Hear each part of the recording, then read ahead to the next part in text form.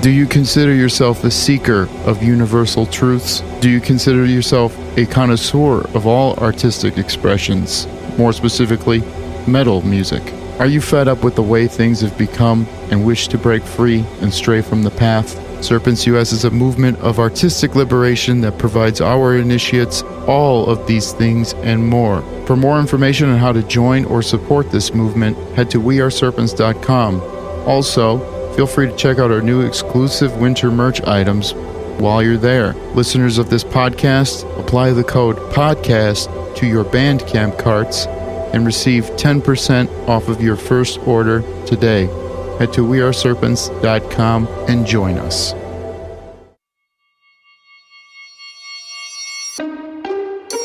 Welcome, everybody, to another episode of Mr. Mikhail's Manor of Mischief, Magic, and Mystery, the podcast where we talk about music, the occult, and just day-to-day life. I am your host, Andrew Mikhail, and welcome to the 6M Podcast.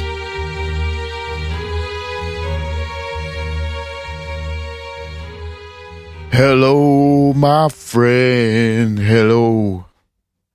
It's good to need you so. What's up, everybody? We're back with episode 42 of the podcast. A little bit later than usual, but hey, I don't know if you guys noticed, but in the description of the podcast itself, I had changed the schedule from Wednesdays and the promise of a podcast on Wednesdays to just weekly. And thus, today we have a podcast for you to listen to this week and then next week. But that's why you have to subscribe, because then you will get notified when there's a new episode. Because I've noticed that there's a lot of you out there that are just banking on the fact that I'm going to post a podcast episode on Wednesday, and then you'll just listen willy-nilly on Wednesday, and then there's no subscribing happening, there's no rating and reviewing happening, and there is no God. No, I'm just kidding. Well, I mean, aside from that last point, but you get what I'm saying. Anyways, it's the middle of December. There's no sunshine. Everything's gray. It's cold. There's no snow on the ground.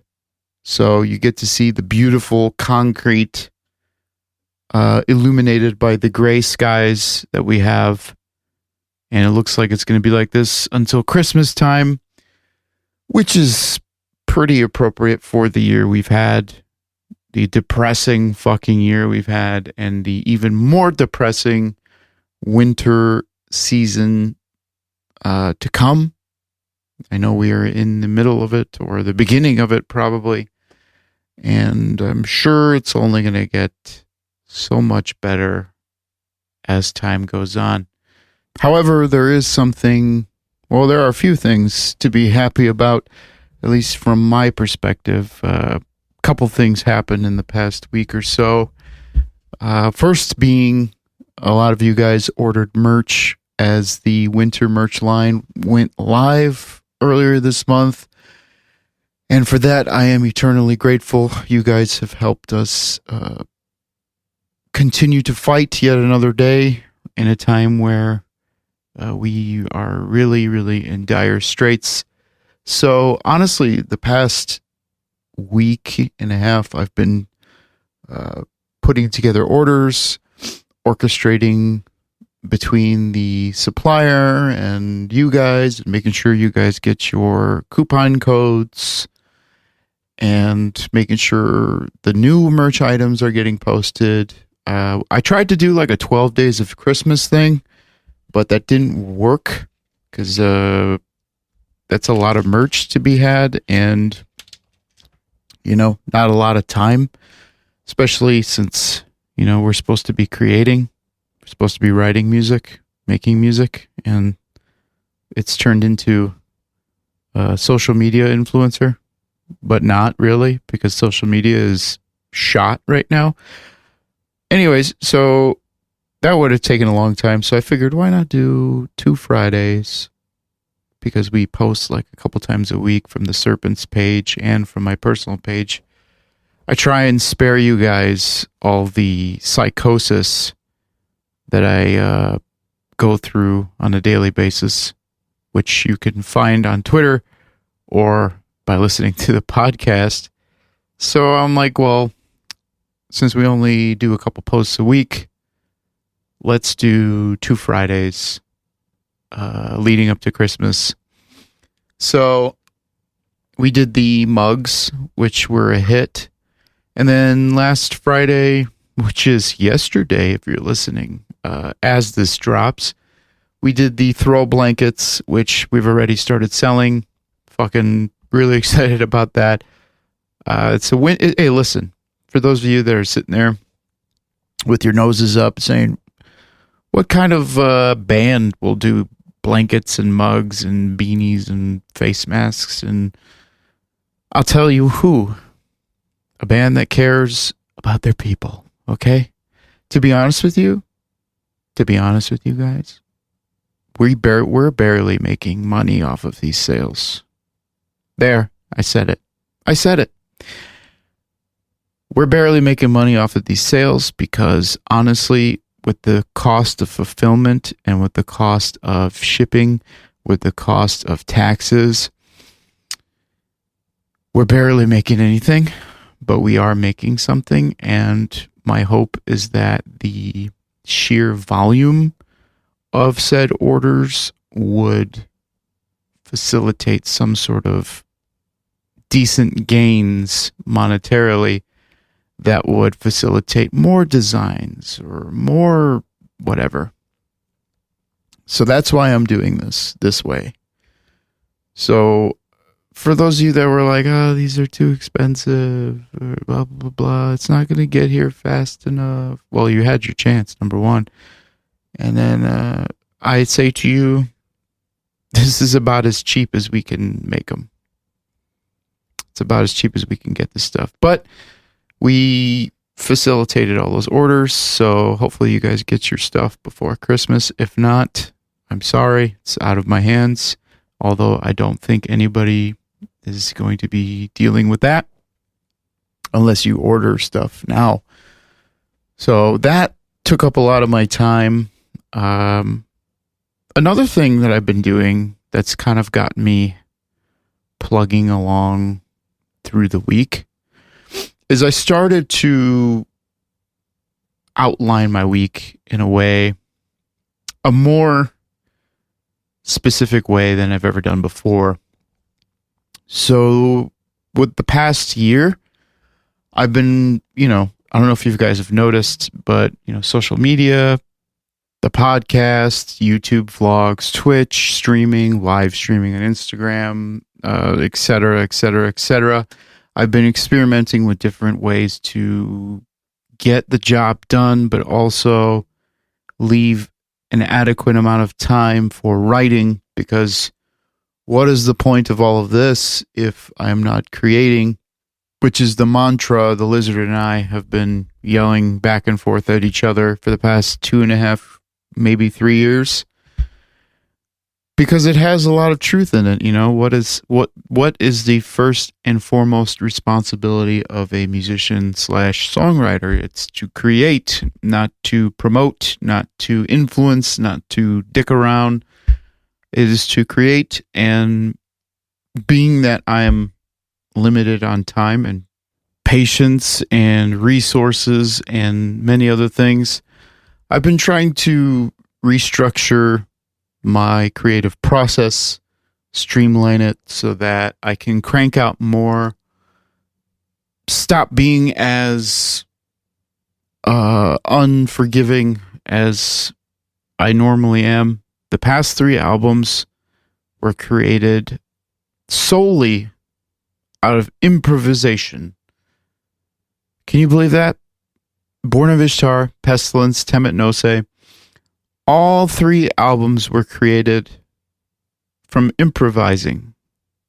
There is no structure aside from obvious structures like that's the intro, This is the verse. That's a makeshift chorus. And so on and so forth.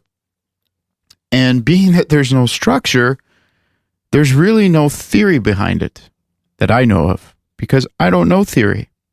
I don't know music. I don't know anything. I know it sounds decent to me. I know what I want a song to sound like. I know what kind of vibe I want in the song. I know what kind of lyrics I want to write for the song. Other than that, I mean, everything else is as Bob Ross would call it, a happy accident. So, with improvising and with improvising a podcast, improvising all the other things, it's a lot of creative energy, which demands a lot of time to be creative in a very, very, very uncreative period in the world. And don't get me wrong. Yeah, I get it. I get it, guys. Paul McCartney wrote a lockdown album. If he could do it, you could do it, right? No. Because I am the entire team behind the business handlings of Serpents. Paul McCartney has a team. Paul McCartney has a agent, manager, social media person, blah, blah, blah, blah, blah. And that's not applicable for everybody, okay? And yeah, I get it. Bands or like solo artists like Pliny or Pliny, I don't know how you would call it, or intervals, whatever. Yeah, I get it. They've put out albums, whatever. But I'm old school. I don't really understand a lot of the shit that you have to do today. I don't see it working.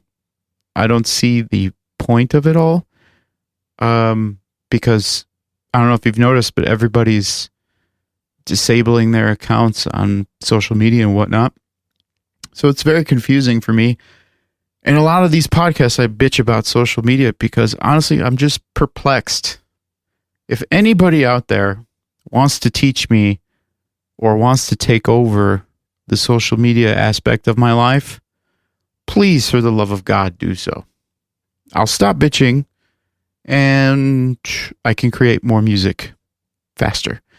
But when I'm not living in a fantasy like that, I've been spending spare time, about an hour or two a day, mostly at night, to learn music theory, learn chord progressions, structures, etc., etc. And honestly, it's been very, very, very fun and very enlightening. And the lizard is classically trained, which is a plus. So if I have a question, I usually just ask her to kind of explain it as if she were explaining it to a child, because she's been playing violin since she was a child and has had the Suzuki method as her background in learning how to play the violin. So, sorry to the lizard. I'm using your resources in your brain yet again. And aside from this, aside from using technology to help me learn music theory, for those of you that don't know, I am an endorsee or endorser of ESP guitars, Seymour Duncan, Dunlop, Ernie Ball, and TuneTrack. TuneTrack is a company based out of Sweden, and I think they have offices in Chicago. And they got their start with doing like MIDI drums. So, I mean, I'm not going to go into the whole, this isn't a commercial, so I'm not going to sit there and go through everything. So, they started the whole like virtual drummer thing, which was amazing for songwriters. So, Pestilence and Born of Ishtar were both written to a 1-2 beat or a blast beat. So imagine hearing a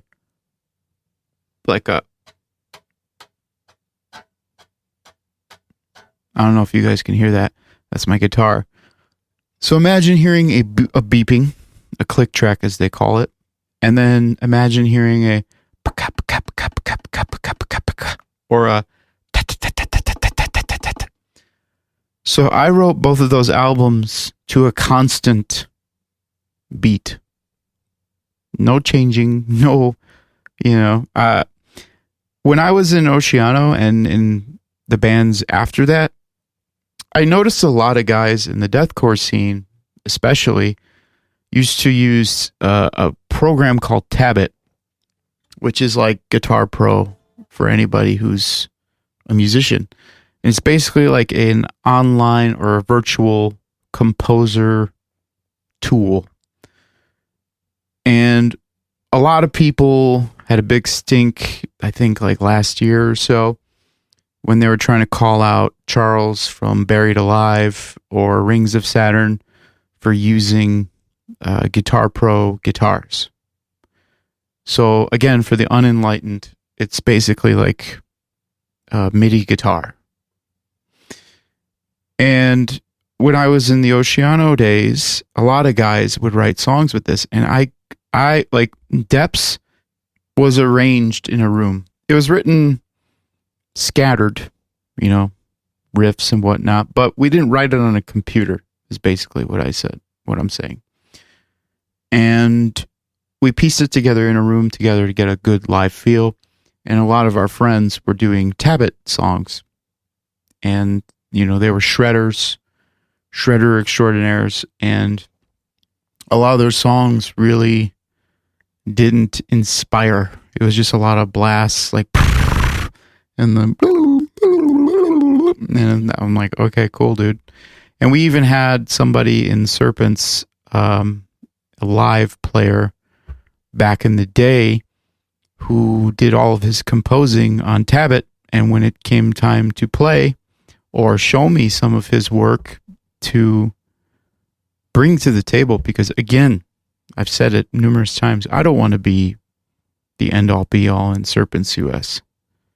I want to open the door and have the boys bring in their flavors and their ideas and whatever.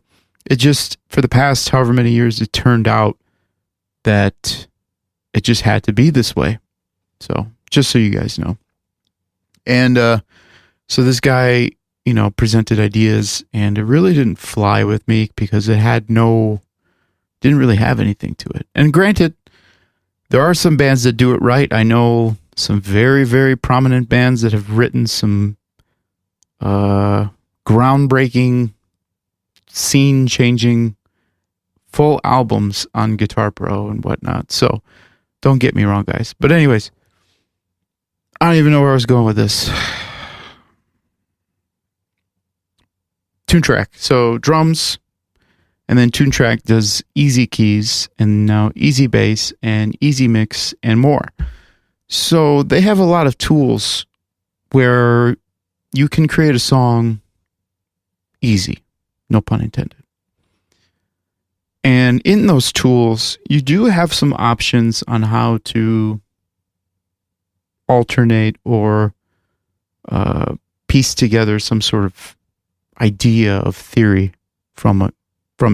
Because obviously, if you're piecing together, this chord with this, inverted whatever chord with the major whatever, it's not going to sound right. So, you're looking at this stuff and you're learning little by little, like, oh, that doesn't mesh well with these kind of chords. Or this triad sounds better with a seventh or whatever.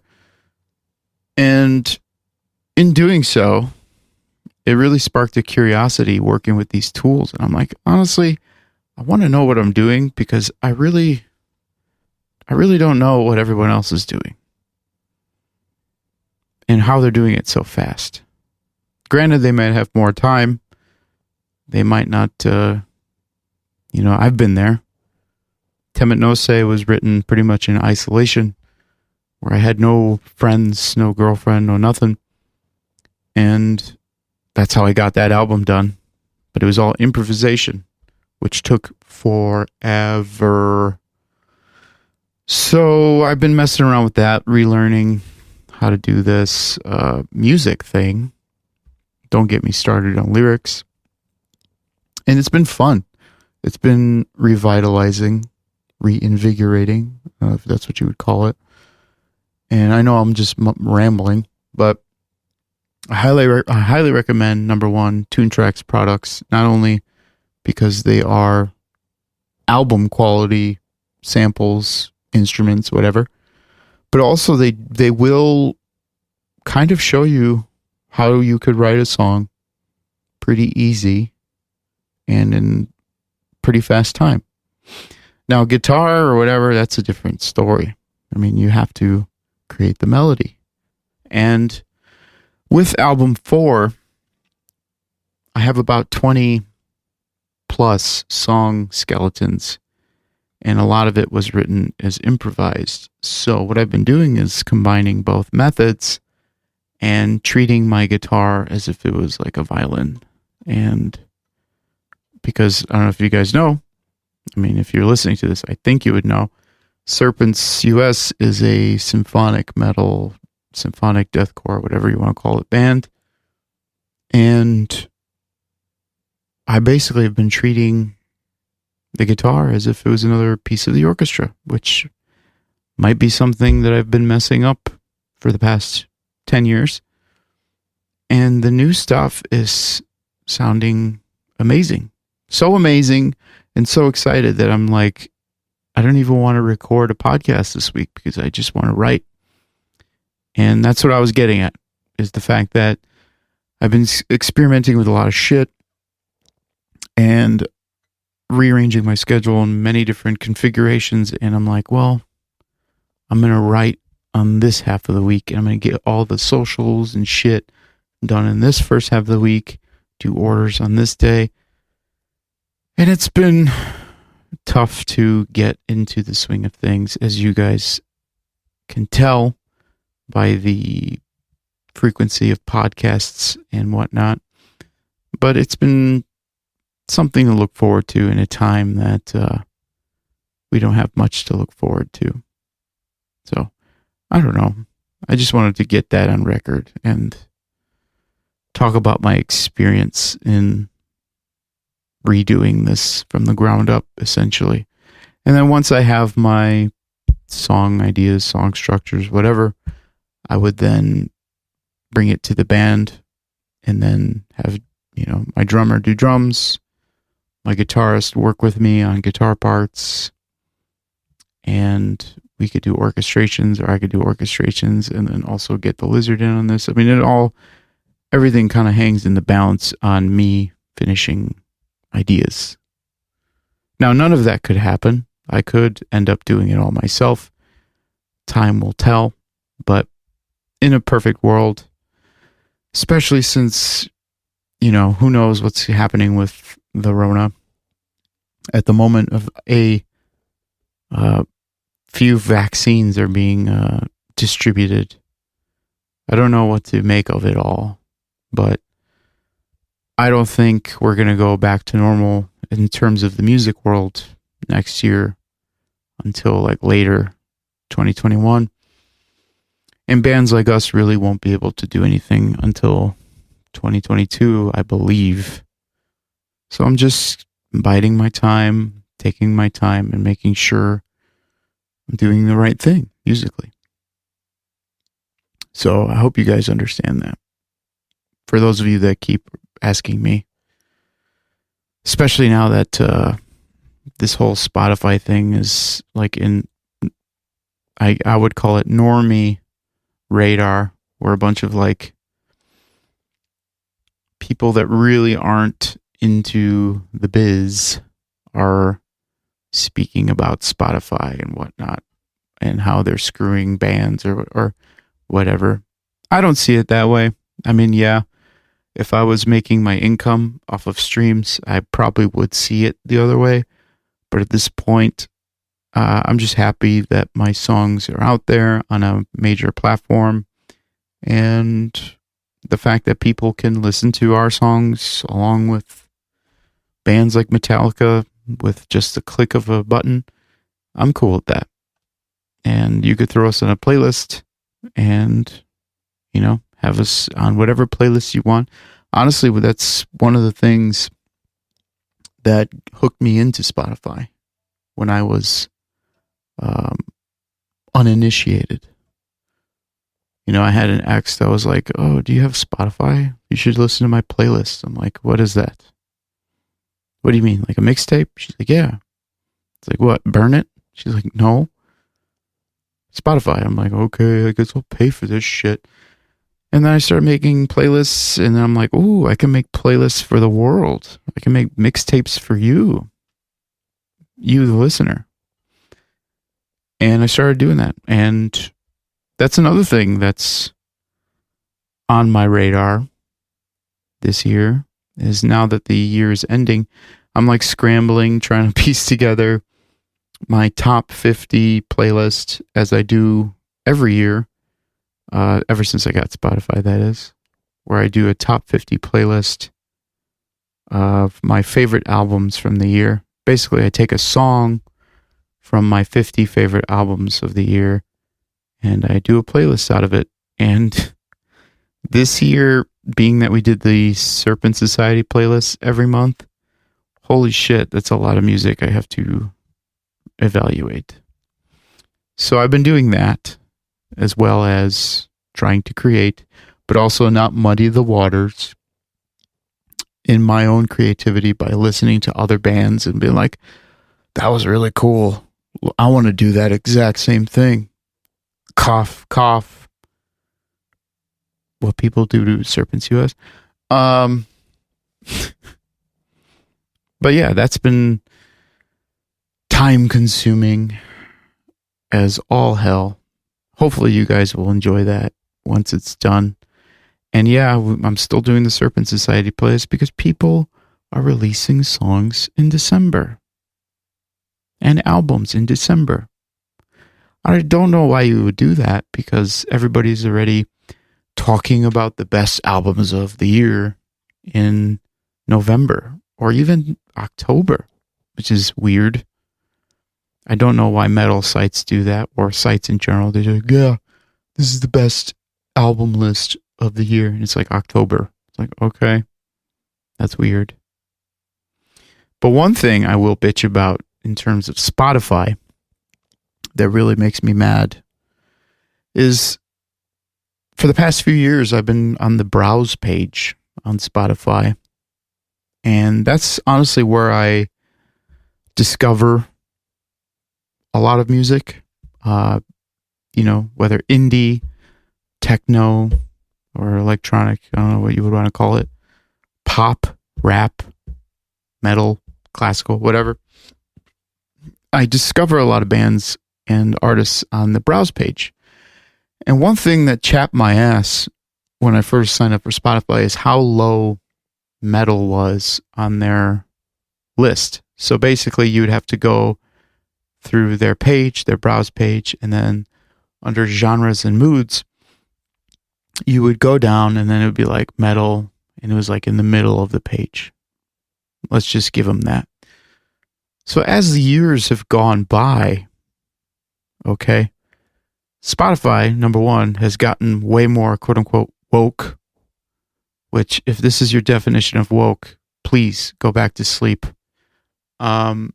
And so they've been getting more woke and have been adding many other genres and moods, a lot being redundant, and I don't understand the need for them. But recently, I'm looking, and I'm like, where the fuck is metal? Did they take metal off? Are you kidding me? So I have to look all... So they've added a million different genres and moods. I mean, I'm exaggerating, but they've added them. And if you scroll all the way down to the page, at the very bottom, you'll see metal next to TVs and movies and Caribbean. Okay. So the very, very last genre and mood is kids and family commute commute, student, funk, sports, Caribbean. Then you get to metal, TV and movies, comedy, Afro, and then it starts getting weird. So then you have tastemakers, anime. Then you go up, pop culture. Don't understand that. You have romance. I guess that could be a mood. And then you have Michelle Obama as a genre or mood. Don't know how that. I don't understand that. Then you have a bunch of other things. Like they have a pride section, which I get it. I get, maybe that's a mood. I don't know why that would be a genre, but it's a mood, I guess. Wellness, I guess that could be a genre. And then it just keeps going. But then you have like League of Legends. I don't understand how that's a genre or a mood. And at that point, are we going to start putting every video game up there? Oh, and don't forget, League of Legends is right next to the genre and mood gaming, which I understand. Shows with music. Isn't that most shows? Joe Rogan Experience. I guess that's a mood if you want to get there. They do have a Black History Is Now genre or mood. That's new. I get why that's a genre, but it's new, and I don't understand why all of a sudden they added that. Probably because society. And then they have the normal shit. Like right at the top, hip hop, pop, country, workout, at home, rock. Then Latin, mood. They have mood under moods. Okay. And then it just keeps going up from there. So that's the one thing that chaps my ass about Spotify. I mean, a lot of people are angry about other things, and I get it, but I just don't like the fact that metal and also funk, like I don't understand why student is a genre or a mood, but whatever. But I don't understand why metal and funk are all the way at the bottom. That's kind of disrespectful. Comedy, I think that could be up there a little bit, considering this is. I don't think Spotify is an American company, but if we're what's it called? Orchestrating for territories, then maybe you should put, the mainstays of each territory right at the forefront. You know what I mean? I don't know. That was a long tirade, but am I crazy? You tell me. Am I wrong? You tell me. I don't know. It's just something that I don't understand, and I don't foresee it ending well for us metalheads or even fans of funk. I love funk. It's kind of disrespectful, but whatever. Who am I, right? Another thing that happened this past week is that being that I don't have insurance or any money, real money to get any emergency work done, I had a tooth crack not that long ago, about a week or so ago, and I went to a dentist, and the dentist was like, so basically, here's all the things you need to get fixed, and here's the many thousands it's going to cost you out of pocket, and here's the plan on how we're going to do this, and it's all time sensitive, and we have to do this in this order, and blah, blah, blah, blah. You have to see a specialist for a root canal. I'm like, fuck. Then I was just real with the dentist. I was like, hey, man, like, what's the real skinny here? And he's like, well, to be honest with you, you could go to my school where I learned they do it for cheap and they do the same work essentially. So basically, what had happened was I had gone to a school to get my dental work done. And I'll tell you what, guys,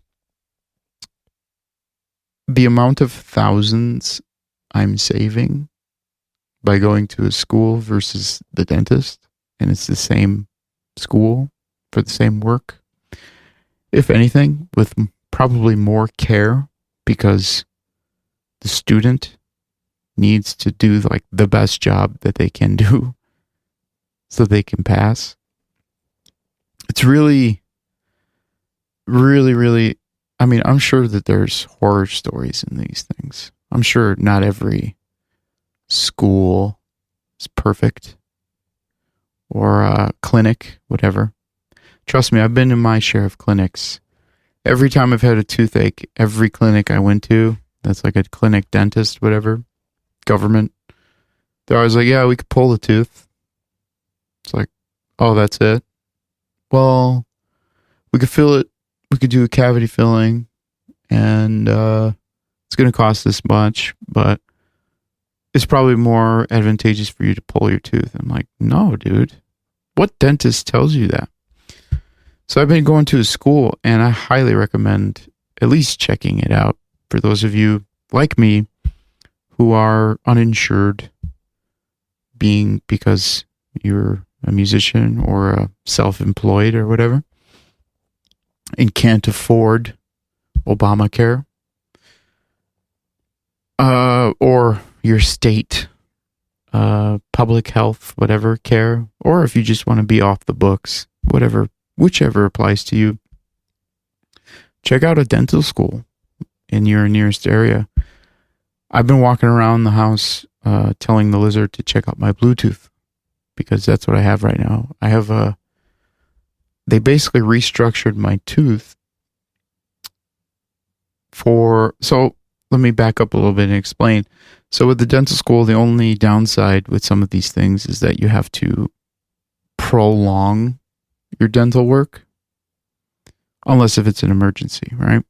So if it's an emergency, you can go into the emergency room or clinic after hours or through the holidays, whatever, and get your situation sorted out until you can go see your dentist like the next month or whatever. So being that I had a cracked tooth and it was a previous filling that fell out while I was drinking soup, go figure, right? If there's any representation of my luck, it's the fact that I had a tooth break in half while eating soup. How about that for you?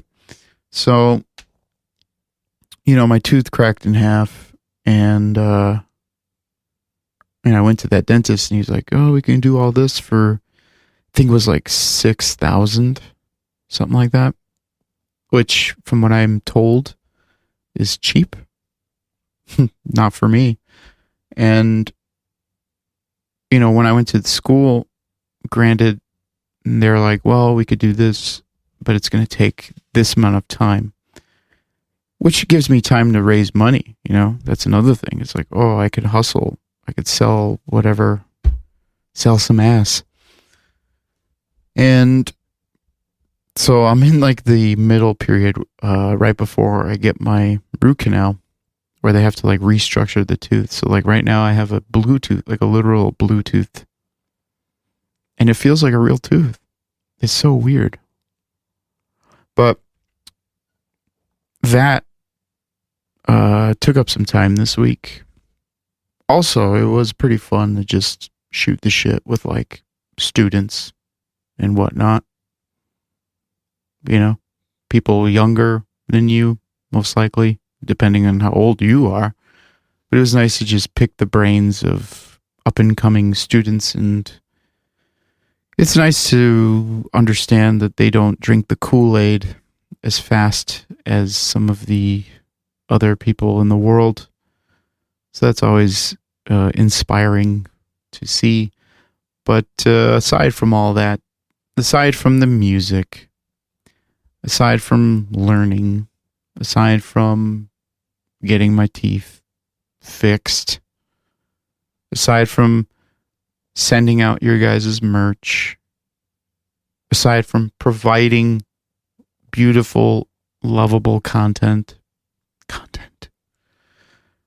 I was able to get some Christmas shopping done this week. Granted, it was online because, we're not allowed to go outside, not allowed to see people, talk to people, smell people, touch people, taste people, whatever.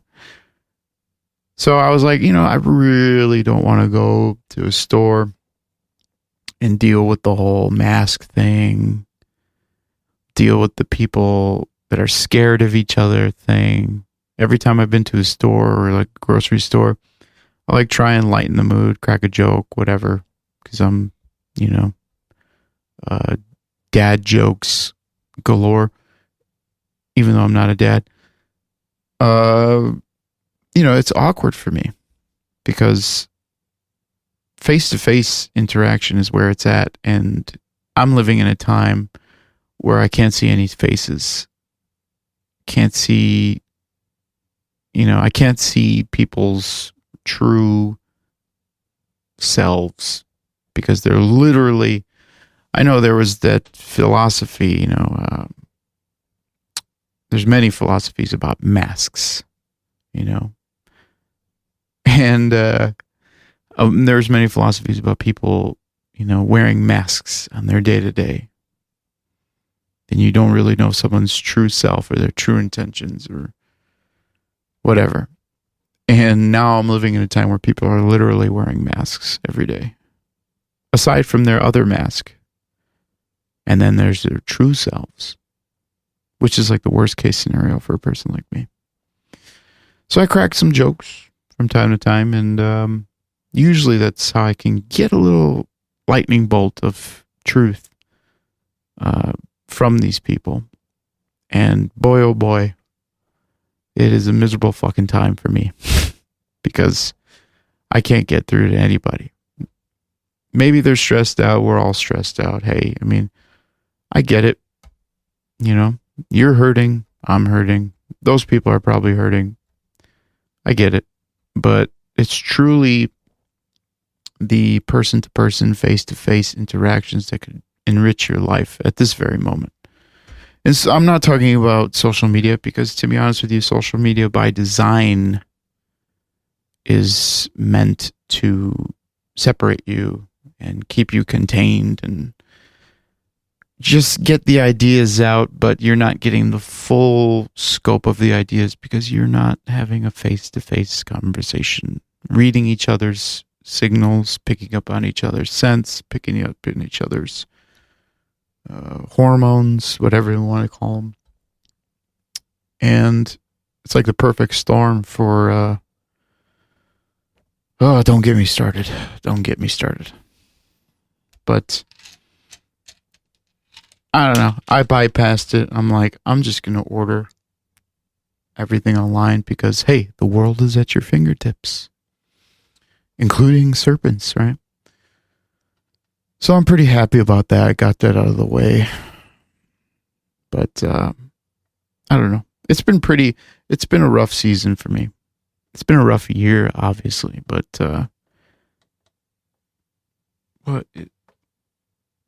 whoa, my guitar is doing some weird shit. But sorry. I'm recording this podcast with the guitar in my hand because that's how rough it's been mentally for me. To watch so many people divided, hate each other, whatever you want to call it. I don't know. I can dive into it, but it's been very, very rough, and it's been rough personally. Someone extremely close to me has COVID at the moment. I haven't seen this person because, life, but I'm dealing with that at the moment, trying to, maintain positivity and raise my vibrations so that, at least in this scenario, the worst case doesn't happen because I willed it to happen. So I'm just trying to be positive, and I don't even want to give merit to the fact that this person has COVID. To be honest with you, I'm just saying to myself, this person has the flu that was marked as COVID because, hey, the same symptoms are like the flu. And guess what? People die of the flu as well. So, hey, facts, right? But, I'm dealing with some stuff on that front with the holidays coming up and whatnot, not being able to see them. It's been found out yesterday, so that's been wearing on me. And, I've also had a close family member have some very, very unfortunate circumstances befall them as well, thanks to not being able to see the doctor or not being able to receive proper treatment due to protocols put in place because of COVID. And that changed that person's life forever, and all of ours as well. And the list just keeps going on and on and on and on of reasons why I've just been beaten down, and I'm cashed out, guys. To be honest with you, like that's why I started this podcast talking about why I'm happy, or what's been whatever making me happy in these times. Because it's really been tough mentally. I've had a lot of really dark thoughts, dark moments. My viewpoint on society has changed, has worsened actually more than it was before. If you don't believe me, read the Serpent's lyrics. Read those. Do me a favor. If I do die, if anything does happen to me, read the lyrics for all the Serpent's records and tell me I didn't say most of this shit would come to fruition 10 years ago, however many years ago, 7 years ago, 4 years ago, whatever. So imagine my dismay seeing that everything did actually happen because nobody really woke up the right way. They woke up. They may have woken up, but they woke up on the wrong side of the bed. Let's just say that. But yeah, it's been pretty bleak, pretty depressing, and I don't want to drag you guys down, so I'm just going to shut up. However, being that this is kind of just hey, here's what's what. At this point in my life, journalistic diary episode of the podcast. I just wanted to get this out there and get it done and, hold true to my side of the agreement, so to speak, right? However, I don't know how many times I'm going to say however or but. I'm still learning, guys. Back up. This week's podcast, the next episode of the podcast, should be more fun. I believe it's going to come out on the 23rd, and I believe it's going to be a solo podcast where I talk about some of the conspiracy theories. No, I'm going to talk about Christmas conspiracy theories, which will kind of give way to the mystery aspect of Mischief, Magick, and Mystery. This whole episode, I would say, is Mischief, because it's pretty mischievous to be living like this, is it not? Breaking the rules, questioning authority, sending Christmas presents in a time where Christmas is outlawed. No, I'm just kidding. But yeah, the next episode of the podcast is going to be a lot more uplifting. I'm not going to talk about teeth or Spotify genres and moods. Hopefully, right? So, Christmas conspiracy theories. And yes, I am saying the words conspiracy theory. And I'm saying it lightheartedly because I don't believe in the phrase conspiracy theory, because that is a phrase made by the CIA to discredit people that were potentially onto something. And then, hey, they actually were. But I'm just saying that for the sake of trying to elaborate. Christmas conspiracy theories coming up on the next episode of the podcast. So I hope you enjoyed this unbearing episode where I bear it all, at least for the week. And again, I hope you guys are enjoying this new Serpents US merch drop. If you guys could, if you enjoyed this episode of the podcast, feel free to subscribe to the podcast, rate the podcast, comment wherever applicable, and also feel free to join in on the fun. I really need some feedback, really need some questions. I was going to talk about a listener submitted question for this episode, but it's really not applicable to this format today. So maybe I'll answer that question in a little bit, but I don't know. Sorry. So yeah, if you guys want to join in on the fun, head to our Facebook group at facebook.com/groups/the 6M podcast.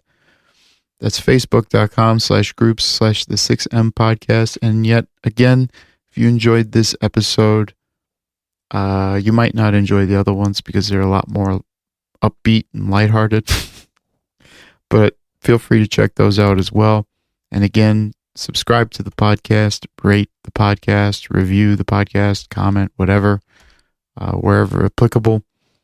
And yeah, I will see you next week for our special Christmas episode. And then after that, I believe we will be recapping Christmas and also looking forward to the new year on the next Lizard and the Wizard coming up after the Christmas conspiracy episode. So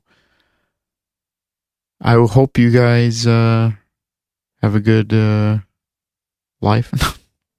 I don't know. Stay safe, stay sane. Thanks for listening again. Bye-bye.